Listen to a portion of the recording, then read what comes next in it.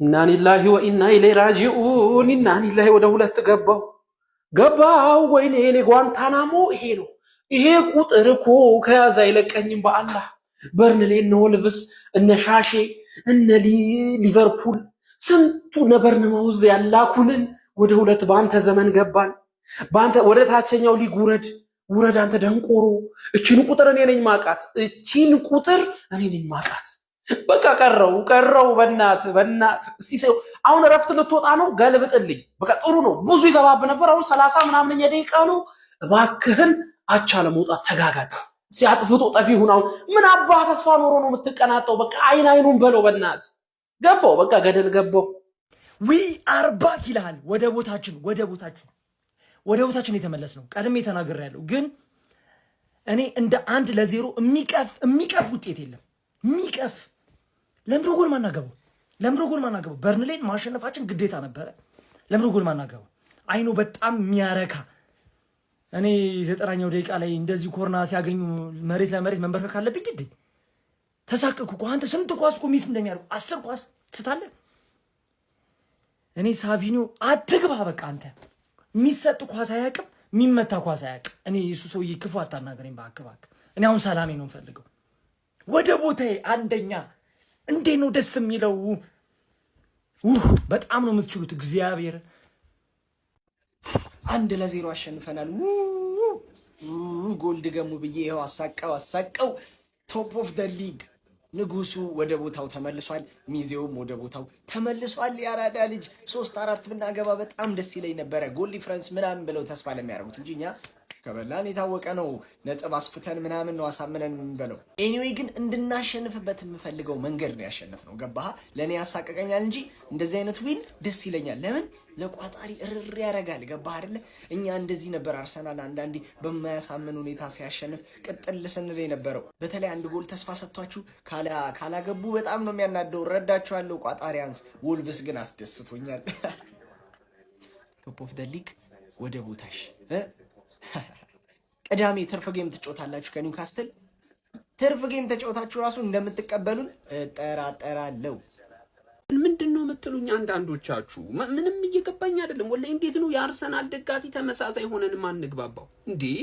እንዴት ነው በነጥብ እኩል ነን በጎል እኩል ነን እያላችሁ ልታጽናኑኝ እየሞከራችሁ ነው? ምንም እየገባኝ የ9 ነጥብ ልዩነትን ተቋቁሞ ማስኬድ ያልቻለ እኮ ቡድን እኮ ነው ያለን። እንዴት ነው አሁን በነጥብ እኩል ሆነናልና በጎልም እኩል ነን ቀጣይ ድላችን ሊኖረን ይችላል? በፍጹም እኮ ሊሆን እኮ የማይችል እኮ ሊመጣልኝ የማይችል ነገር እኮ ነው ጀምአው። የምሬን እኮ ነው ብላችሁ ያንን የመሰለ ወፍራም እድል ነበረን መጠቀም ሳንችል ቀርተን ልክ የልብስ መስፊያ ክር ምታክል ምናልባት እሷ እድል ካጋጠመችን ብለን ነው እንዲህ ልንጽናና የሚገባው። አሁን ላይ በጣም እኮ ነው የሚያበሽቀው ጀማው። እኔ ጀማው ይሁሉ ላለፉት ቀናት ከባለፈው ሽንፈት በኋላ ቪዲዮ የሚባል ነገር አልሰራውም። ዛሬ ነው ቪዲዮ የሰራሁት። ምክንያቱም ይሄን ሁለተኛ የሚባል ነገር ማየት አልፈልግም ነበር ጀማው፣ በፍጹም ማለት ነው።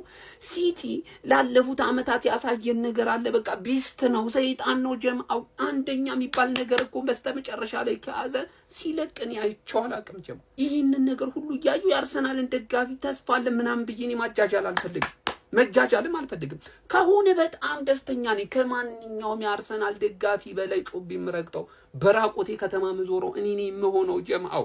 ግን የሚሆን ነገር ነው ደግሞ ብዬ እያሰብኩኝ አይደለም። በቃ እኔ የአርሰናል ደጋፊ በአሁኑ ሰዓት ሳይኮሎጂው እንዲጎዳ አልፈልግም። እንደውም እንዲያስብ የሚፈልገው ከኛ ይልቅ የተሻለ እድል ያለው አሁን ኦብቪየስሊ ሲቲ እንደሆነ ነው። እንዴት ከባባድ ጨዋታዎች አሉበት ሲቲ አውቃለሁ። ግን አሰልጣኙ ደግሞ ጋርዲዮላ እንደሆነ ደግሞ አምናለሁ። እኔ ላለፉት አመታት በምን አይነት መንገድ ሄዶ ሻምፒዮን ሲሆን ስላየሁት ማለት ነው። እኔ ቤት ግን ስመጣ ሻምፒዮን ሲሆን አላየሁም። ያንን ስላላየሁ ድረስ ማለት ነው ጀምአው ልጽናና አልችልም። በፍጹም ነው የምላችሁ። ብዙ ጎል ገባበት አልገባበት ይበርንዴ በቃ አንደኝነቱ ላይ ከወጣ ይሄ ቡድን እኔ ሁል ጊዜ ፍራቻዬ ነው። ሶሪ በጣም በቃ እኔ ተስፋ ማስቆረጥን በሉት ሆነ። ምን እንደዛ አይነት ሙድ አይደለም እያራመድኩኝ ያለው። እውነታው ግን እኔ ጋር ያለው እውነታ ይሄ ነው ጀማው። ግልጹን ነው የምነግራችሁ። እንዴት ነው እኔ በርንሌ ላይ አንድ ጎል ብቻ መግባቱ ሊያጽናና የሚችለው? ሲቲ ያሸንፏል። ሁለተኛው ሆነናል። አሁን ምንም ከዚህ በኋላ የምናመጣውም ነገር ያለ አይመስለኝም። ጎል እኩል ነን፣ ግን ማለት ነው ሲቲ የበለጠ ጎል አግብቷል ከኛ ለዛ ነው አንደኛ የሆነው ገብታችኋል አይደለም ይሄንን ነበር ስንፈራ የነበረው ለዚህ ነው ስጮህ የነበረው ማን አምስተኛው ደቂቃ ላይ ባገባው ጎል ሃላንድ የተጣለ ጨዋታ እኮ ነው የጮቱት ሲቲ እኮ ሰከንድ ሃፉ እንዴት እንደሚያስጠላ እንዴት አባቱ የሚያስጠላ ሰከንድ ሃፍ በርንሌዎች ማግባት ትችሉ ነበር ለመውረድ ነው የምትጮቱት እንኳን የወረዳችሁ ድጋሚ ባላያችሁ ደስ ይለኛል ምን አይነት የተጣሉ ቲሞች ናቸው በእናት ሲቲ ከዚህ በኋላ አያቆሙም እንዴት ነው የምናስቆማቸው ማን ጋርዲዮላ አንደኛ ሆኖ ማለት ነው ጋርዲዮላ አንደኛ ሆኖ ጭራሽ ወደ ታች በፍጹም ነገር ነው የማይመለስላችሁ በፍጹም ማለት ነው ግን እንቋጥራለን ጋይስ ያለን አማራጭ ለሌላ ቲም ላይ መቋጠር ነው የራሳችንን ድል ለሌላ አሳልፈን ሰጥተናል ሲጀመር እኔ ያላስጣልኩትን ማን ሲቲ በርንሌ እንዲያስጥልልኝ መጠበቄ ነው ጥፋት ይገባ አይደል ግን ተስፋ ሰጥተውኛል ኮማን ተስፋ ሰጥተውኛል ሲቲ አንድ ጎል ካገባ በኋላ ማን ነው ለመድገም ያደረገው ጥረት በሙሉ ነው የከሸፈበት በተለይ ሰከንድ ሃፍ እኮ በርንሌዎች ምንም አልፈጠሩም ነው ፈርስት ሃፍ ያላቸውን እድል 2-1 ማድረግ ይችላል ነበር ቀሽሞች ካይል ዋከር ትችላለህ አንተ 10 ቁጥራቸው ነህ ለካስ ላለመውረድ ዛሬ እኮ መውረድሽን አረጋገጥሽ ለምን በአንድ ለባዶ ምናምን ነገር አባቴ እሱም ለነገሩ አሪፍ ነው ጎል ዲፈረንስ እኩል ሆነን አሁን ከ7ኛ ሳምንት ጀምሮ ፕሪሚየር ሊጉን እየመራን የነበር ነው አሁን በጎል ዲፈረንስ እኩል ብንሆንም እነሱ የበለጠ ጎል አግብተዋል ከኛ የበለጠ ጎል አግብተዋል እኛ ደግሞ ጎል አልገባብንም ክሬዲት የሚሰጠው ደግሞ ጎል ያገባ ስለሆነ እኩል ጎል ዲፈረንስ 37 ሆነን አንደኛ ላይ ሲቲዎች ዱቅ ብለዋል ማለት ነው ሰከንድ ሃፍ ግን በተለይ 60 ደቂቃ ፔፕ ጎል ለማግኘት ያደረገው ጥረት አልተሳካም ቸርኪ ነው የሚያስበላችሁ ትላልቅ ጨዋታዎችን ቸርኪ እንዳሸነፈላችሁ እንደዚህ አይነት ጨዋታውን ጆርጅ ደግሞ ቸርኪ ነው የሚያስበላችሁ ምክንያቱም ሌዚ ነው ስንት ካውንተር አታክ ወይኔ ግን ተስፋ ሰጥቶኛል ስልህ ሊጥል ይችላል ፍጹም አይደለም እኔ 4-0 ምናምን ብዬ ጠብቄ ነበር በተለይ 10 ደቂቃ ሳይሞላ የመጀመሪያቸውን ጎል ካገኙ በኋላ ፈርቼ ነበር ግን አልቻሉም ማግባት አልቻሉም በርንሌዎች አትችሉም ባርላ 1-0 ቢሆን ማመሰግናለሁ ግን አትችሉም አንድ አግብታችሁ እኮ ልታስጨፍሩኝ ልታስረጩኝ እንችሉ ነበር መርዝ የበላችሁ ውረዱ ንገውና በኢየሱስ ማላሻችሁ በጣም አስጨናቂ ጌም በተለይ የመጨረሻዎቹ 7 ደቂቃዎች እንዴ አንተ ባይዘው ቲሜን አልወቅስም ቲሜንም ተጫዋቾቼንም አሰልጣኝንም ምንም ነው ማለቅሰው ምክንያቱም በርንሌ ክብሩን ይዞ ለመውጣት ነው የገባው ምን ማለት ነው ለመከላከል ሁሉም እኮ ቦክስ ውስጥ ናቸው ምንድነው ማድረግ ያለባቸው እነ ቸርኪ ምንም እኮ ማለት ሞከርን በቃ አልሆነም አንዳንዴ ያጋጥማል ማንም እንደዚህ ሞክሮ ራሱ ማሸነፍ ይቻላል እኛ አሸንፈን ወጣን እንደዛ ለላሽ ሳይሆን ይሄ ሁሉ ተስቶ እንኳን ማሸነፍ መቻላችን አንድ ነገር ነው በቂ ነው በርንሌ በጣም ለመከላከል ነው የገባው ኤኒዌይስ 3 ነጥባችንን ይዘን ወጥተናል በዚህ ጌም ኤኒዌይስ ሲቲዝንስ ይሄን ቪዲዮ ኮፒ ሊንክ ያረጋችሁ እንኳን ደስ አላችሁ ሲቲዝንስ ይመቻችሁ ሲቲ አሸንፏል በርንሌ 1-0 ውጤቱ አይገልጾም ጨዋታው ግን ዋናው ፖይንት ምን መሰላችሁ አርሰናል ሁለተኛ ሆነ ሲቲ አንደኛ ሆነ ወደ ቦታው ተመለሰ ሲቲ ከዚህ በፊት እንደሚሆነው ማለት ነው አንድ አይነት ታሪክ ልናይ ነው ማለት ነው ዘንድሮ ግን የዛሬው ጨዋታ ልናወራበት ብንሞክር ምን አይነት ተጫዋች ነው ያላቸው ሲቲ እንዴ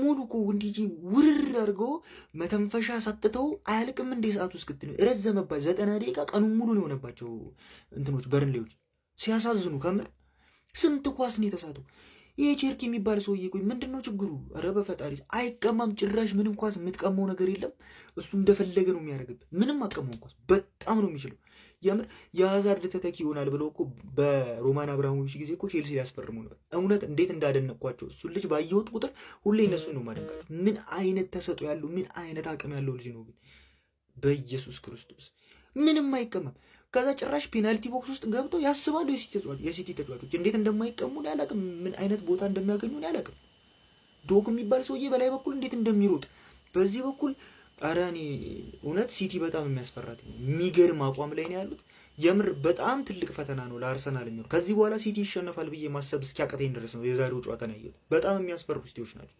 በመጨረሻም ወደሚገባን ወደ ቦታችን ተመልሰናል እንኳን ደስ አላችሁ በጣም ነው ደስ ያለኝ በጣም የሚያስጨንቅ ጌም ነበረ። ግን ምን ፈልጎ 3 ነጥብ ከክሊንሺት ጋር ይዘን ወጥተናል። ወደ ቦታችንም ተመልሰናል። ወያላ እስከዛሬ ባደራ ስለያስክልን እናመሰግናለን። በጣም ደስ ብሎናል። ሙሹራም ወደ ቦታ ሚዜም ወደ ቦታ ስትሆን ነው የሚያምርበት። ኤርሊንግ ብሮት ሃላንድ አንተ ብቻ ኖርልን። በርን ላይ ግን ለምን አባታችሁ እንደዚህ ያፈላችሁት? ምንድነው? ለማን ነው የምትጫወቱት እንዲህ? አረ በስመ አብ። ለማንኛውም እንኳን ደስ አላችሁ፣ ደስ ብሎናል። ወደ ቦታችን ተመልሰናል። እናመሰግናለን። ሳንታ ተመልሷል አባቴ። ማንቸስተር ሲቲ በርንሌን 1-0 በሆነ ውጤት በማሸነፍ ሊጉን እንግዲህ መምራት ጀምሯል ማለት ነው። ባይዞ ከአርሰናል ጋር በነጥብም በጎልም እንግዲህ እኩል ናቸው። 37 ጎል እንዲሁም ማለት ነው 77 ነጥብ እንግዲህ ይዘው በአንደኛና በሁለተኛ ደረጃ እንግዲህ ተቀምጠዋል ማለት ነው። እና ማንቸስተር ሲቲ ሊጉን መምራት ጀምሯል። ባይዞ ማንቸስተር ሲቲዎች ፈርስት ሃፍ ላይ ሃላንድ ጎል ካስቆጠረ በኋላ የቼርኪ ራሱ የሳተው ምንድነው ከፍ አድርጎ ባይዜ ማስቆጠር የሚችለው ማለት ነው። እንደዛ ግብ ጠባቂ የመለሰው ኳስ። ከዛ በተረፈ ሰከንድ ሃፍ ላይ ማንቸስተር ሲቲ በጣም ተቸግረው ነበር። በርንሌ እንዴት ነው የሚወግሙት? እንዴት ነው የሚከላከሉት? ባይዜ በነገራችን ላይ ቋጥረው ነበረበት ያርሲያ አልተሳካላትም እንጂ እጅግ በጣም ከፍተኛ ቋጥረው ነበረበት። እንደዛም ቢሆንም እንግዲህ ሲቲ በአንድ ነጥብ ተቸግሮም ቢሆን ይሄን ውጤት አሸንፎ መውጣት ችሏል። ሪያን ቼርኪና ማነው ኦሬሊ የሳቱት ኳስ በተለይ የኦሬሊ አረ በስመ አብ በጣም ኢዚ ጎል ነበር። በቃ ቀላል የሚባል ጎል ማስቆጠር የሚችለው ኳስ እኮ ነው። አረ በስመ አብ። እና ማንቸስተር ሲቲዎች ያገኙትን እድሎች ባለመጠቀም ዋጋ የሚከፍሉበት ጨዋታ ነበር። በእውነት ነው የምላችሁ። እንዲህም 1-0 አያልቅም ነበር። ምክንያቱም አቻ ሁሉ ሊወጡ የሚችሉበት ጨዋታ ነበር። በርንሌይ እጅግ በጣም ካውንተራቸው ያስፈራ ነበር። እንደዛውም በጣም ዘግተው ነበር ሲጫወቱ የነበሩት። ለማንኛውም ማንቸስተር ሲቲዎች ኮንግራ ብያለሁ። ይመቻችሁ። አርሴ ፋሚሊ አይዞኝ አይደረስም የተባለው እንግዲህ ተደርሷል። ቀጣይ እንግዲህ የሚሆነውን ደግሞ አብረን እናያለን። መቻችሁ። እሺ አሁንስ ተስፋችን ማን ነው? እንዴት ነው ከዚህ በኋላ ያለንን ጉዞ እንዴት ነው የምናደርገው? አንድ የአርሰናል ደጋፊዎች ሰብሰብ ብሎና እንማከርበት። እንዳለፉት 3 አመታት የዚህንም አመት ተሸማቀን ነው ወይ የምንጨርሰው?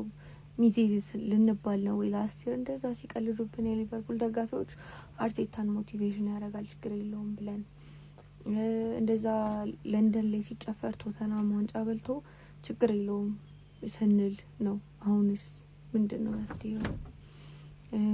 እንዴት ነው ነገስ ከቤት እንወጣለን ወይ ምናምን ሁሌ በቃ በየአመቱ የምር ነው። እኔ የሆነ ነገር ይደግማል፣ በጣም ይደግማል።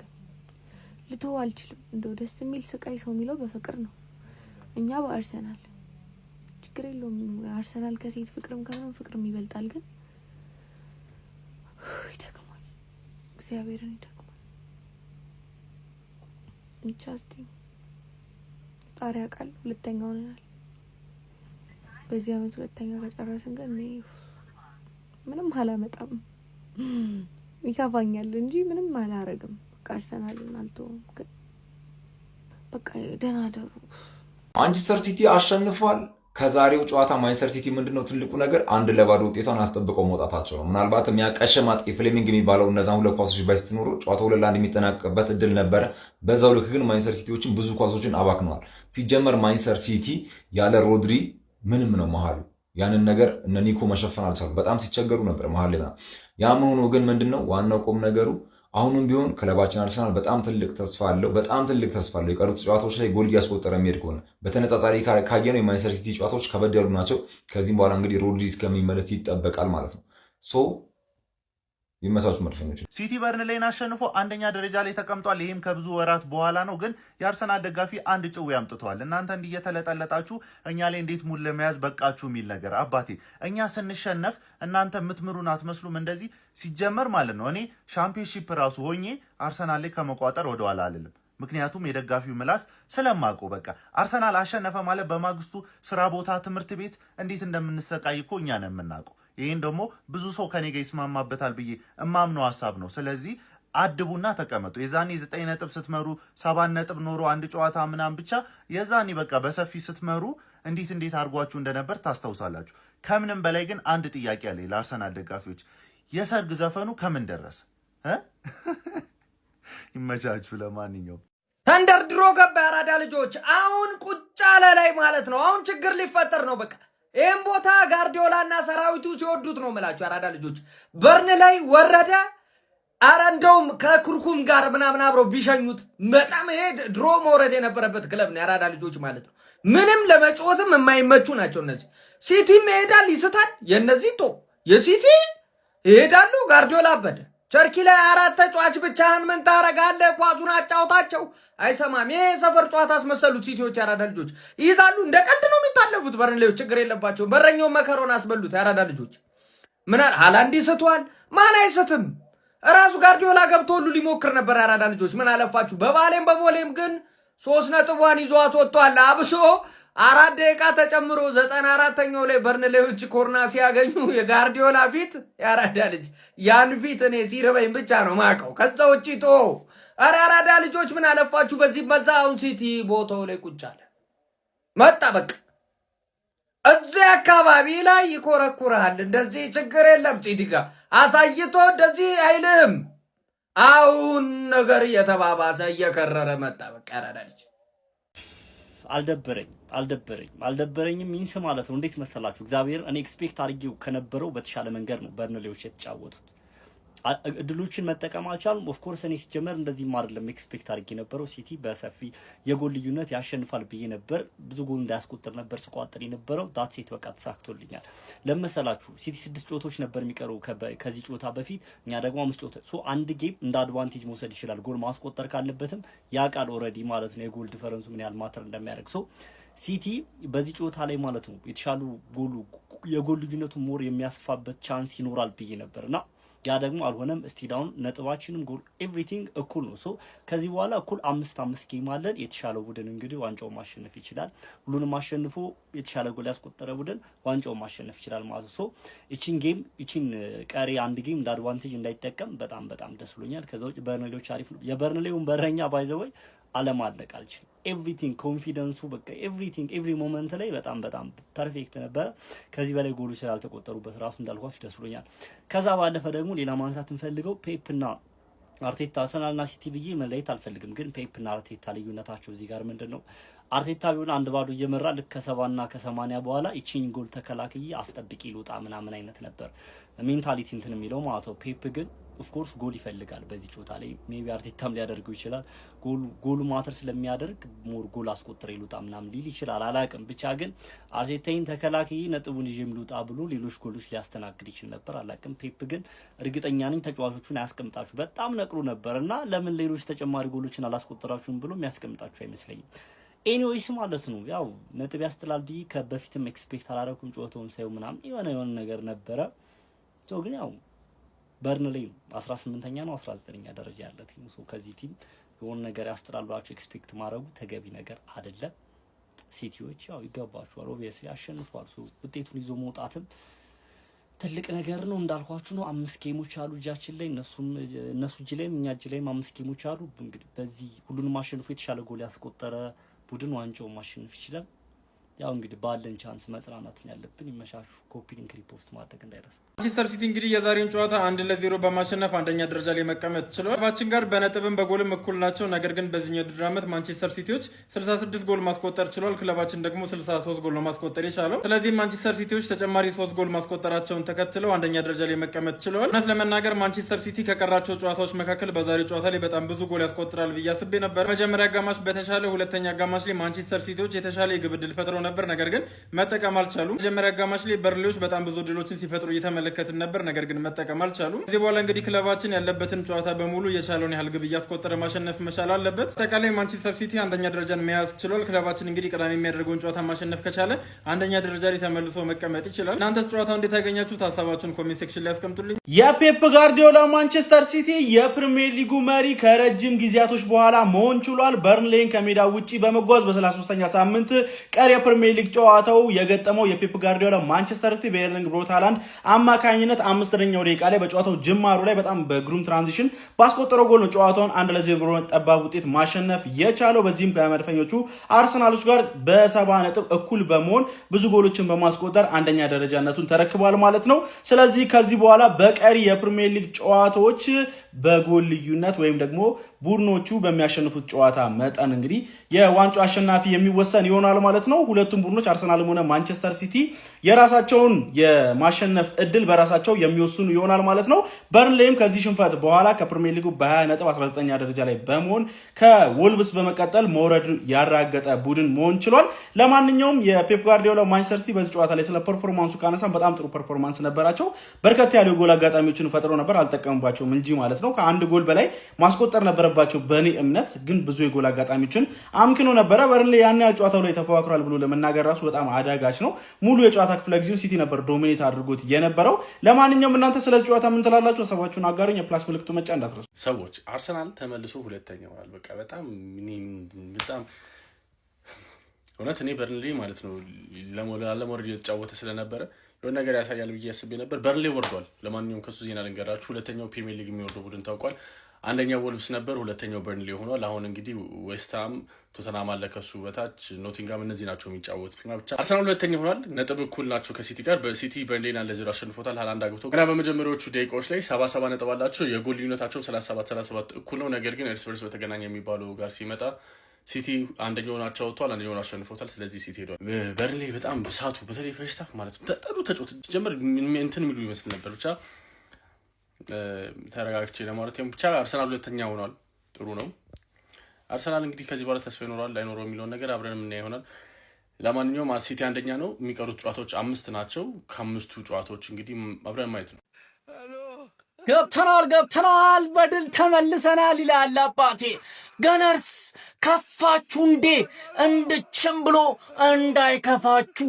ክለባችን ከኒውካስትል ጋር ሲጫወት ዳኛው ገና ፊሽካውን ሲነፋ ማለት ነው ወደ መሪነታችን እንመለሳለን ይላል አባቴ።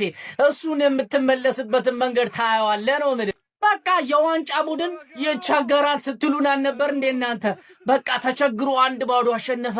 ስለዚህ የዋንጫ ቡድን ነው ማለት ነው። አይ ቡድን በቃ በእናንተ ሂሳብ ያኔ ስትጫወቱት በነበረበት ሂደት እንደዚህ ይሆናል ማለት ነው። ገብቷላ? አገኘ መሰለኝ የዛኔ ስትሉ እንደነበረ። አንተ ስኮት ፓርከር ቆይ ምን አይነት ሰውዬ ነው? 93ኛ ደቂቃ ላይ አጥቁ ብሎ ይመክራል። እስከ 70 ደቂቃ ድረስ አጥቁ አይልም። ግፉ ግን አጥቁ ቢላቸው እስከ 70 ደቂቃ በኋላ ምናምን ችግር ነበረው። ኧረ ስኮት ፓርከር ግን ግፍ አይደለም። አጥቁ እንዳላቸው እኮ ሄዶ ኮርና አገኙ፣ አጨናነቁን እኮ በእናትህ አንተ 1-0 ግን እስከ 90 ደቂቃ አስቋጠረ። ጮጋራ ልጦል ማለት ነው። ለክለብ እንደዚህ ስትቋጠር አልነበረም። ለማንኛውም ግን አባቴ ለጀማው እንዲደርስ ሼር፣ ኮፒ ሊንክ፣ ሪፖስት ማድረጋችሁ እንዳይዘነጋ፣ ፎሎም እንዳይረሳ። ይቻማች አራዳ ልጆች። በስተመጨረሻ አርሰናል በማንቸስተር ሲቲ ተበለጠ። ማንቸስተር ሲቲ ከበርንሌይ ጋር ያደረገውን ጨዋታም 1-0 ማሸነፍ በፕሪሚየር ሊጉ መሪ የነበረውን አርሰናልን በልጦ በፕሪሚየር ሊግ ሰንጠረዡ ላይ በአንደኝነት ተቀምጧል። እናም አሁን ላይ አርሰናልና ማንቸስተር ሲቲ እኩል 70 ነጥብ ያላቸው ሲሆን ሲቲ ከኋላው ተነስቶ አንደኛ ላይ መቀመጥ ችሏል። እናም የአርሰናል የመሪነት ጊዜ ያበቃ ይመስላል። አርሰናል ዋንጫውን ይበላል ብላችሁ ታስባላችሁ? ሀሳባችሁን ኮመንት ላይ ጻፉልን። ፎሎ እያደረጋችሁ ቤተሰብ ይሆኑም። ፔፕን ቁጭ ብድግ አሰሩት ነው የምልህ። የአራዳ ልጅ ኢንተር ሚላንን ጨዋታ ፋይናሉን ላይ ያስታወሰኝ። አንከባለሉት። ቸርኪ የሚባለው ኳስ ብቻ መጫወት ነው የሚፈልገው። ደሞዝ ምናምን ባትከፍለውና ኳስ ዝም ብሎ ተጫውቶ ምናምን ቢወጣ ሙዱ ማለት 4 ደቂቃ እየቀረ ተጨማሪ ደቂቃ ባክ አድርገው የሆነ ኳሱን ይዞ ደቂቃውን ለመብላት እየሞከሩ ኧረ ወደፊትም ምናምን ስጡኝ እንጂ እንዴ ልጫወትበት አይነት ነገር ማለት ነው። ከዚህ የሆነ ሙከራ ሲያደርግ ፔፕ አበደ። 4 ደቂቃ ላይ ቀረ ምንድን ነው የምትለኝ? ጨዋታውን 3 ነጥቤን ብቻ ይዘልኝ ውጣ። የምናባ ጨዋታ መጨረሻው ኮርና ላይ እንዲህ ነው ያለው። ሲነፋ ተነፈሰ። ምን እሱ ብቻ እኛም ተንፈስ ብለናል። እርግጠኛ ብንሆንም በፔፕ ትንፍስ ነው ያልነው ማለት ነው። አንደኛ ደረጃ ላይ ቁጭ ማንቸስተር ሲቲ። ከዚህ በኋላ 5 እና 4 ጨዋታዎች እየቀሩ ማንቸስተር ሲቲ ቀልድ ነው ዋንጫውን ሰጠ። ቀልድ።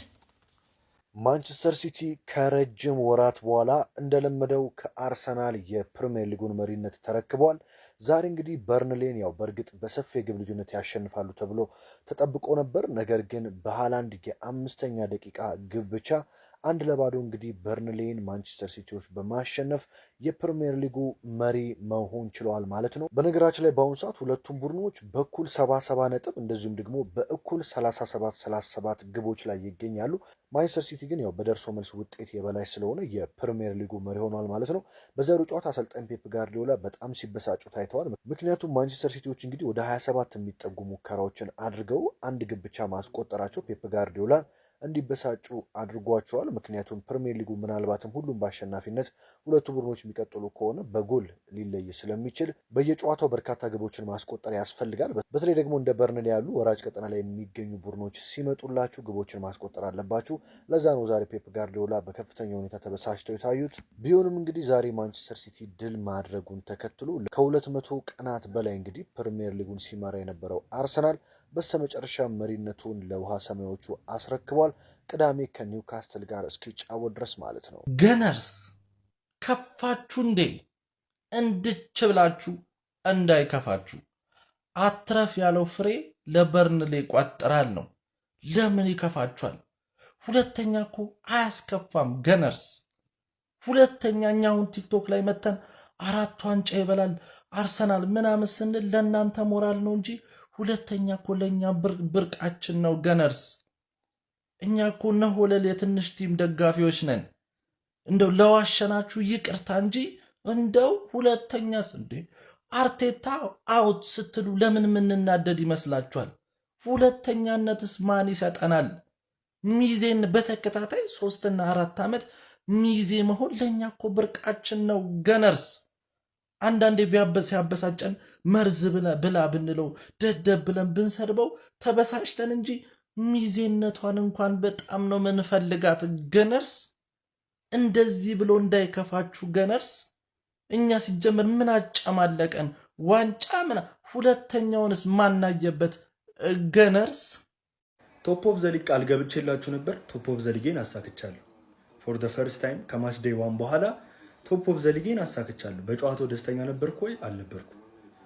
እንደው ባለቀ ሰዓት በጣም ጨንቆኝ ነበር። በተለይ የመጨረሻዋ ኮርና እንደዚህ ይሆናል ብዬ አላሰብኩትም። 5ኛው ደቂቃ ላይ ስናገባ በቃ ልንደበደበው ነው በርንሌን 5-6 አግብተን ጎል እንደምናሰፋባቸዋለን ብዬ ነበር። ዛሬ የኒኮ ጎንዛሌዝ ጉድለት ሚድፊልድ ላይ ከታያችሁ የ6 ቁጥር ቦታ አለመኖር በጣም ከብዶን ነበር። በጣም ከምላችሁ በላይ ማለት ነው። የሮድሪ አለመኖር ለሲቲ እንዴት ጉዳት እንደሆነ ስቲል የሚያሳይ ነው። ሌላው ዶኩ በጣም የሚገርም ነበረ። ዛሬ ዶኩና ቼርኪ በቃ የሚገርም ፐርፎርማንስ አሳይተዋል። ሃላንድ የሚገርም ፊኒሽንግ። እንደምንም ሞተንም ቢሆን 3 ነጥብ አሳክተናል። አሁን ፕሬሸሩ እነሱ ላይ ነው። ምክንያቱም አንደኛ ሆነናል እኩል ጨዋታ ላይ። ቅዳሜ ከኒውካስትል ናቸው። ከኒውካስትል እናያቸዋለን እንጂ ዛሬ በተለይ ባለቀ ሰዓት በጣም ተጨንቀን ነበር። ግን ዲፍረንሱ የኛና የነሱ ምንድነው? እኛ እየመራን እንደዚህ 1-0 እየመራን ኳስ ሰተናቸው እንዲያጠቁ አንፈቅድላቸው። ራሳችንን እናስጨንቃለን፣ ራሳችንን እናጠቃለን። ይሄ ነገራችን ደስ ብሎኛል። አትሊስት በቃ የሆነ ኳሱን እኛ ይዘን ስለተጫወትን እነሱ እንዲያገቡ አልፈቀድንላቸው። ኤኒዌይ ቶፕ ኦፍ ዘ ሊግ ሆነናል። እየመራን ነው ሊጋችንን፣ የምንበለው ሊጋችንን ማለት ነው። ፎር ዘ ፈርስት ታይም ከማች ዴይ ዋን በኋላ በርንሌ ሬሌጌትድ ሆኗል። ግን እንደምንም ዋናውን አላማችንን አሳክተናል። በቃ ይሄ በቂ ነው ለኔ ከምንም በላይ። ጎሉን ደግሞ ሌላው ላይ ይዘንባል። የሚገርም ጌም ነበረ። አትሊስት 3 ነጥባችንን ማሳካታችን ከምንም በላይ ደስ ብሎኛል።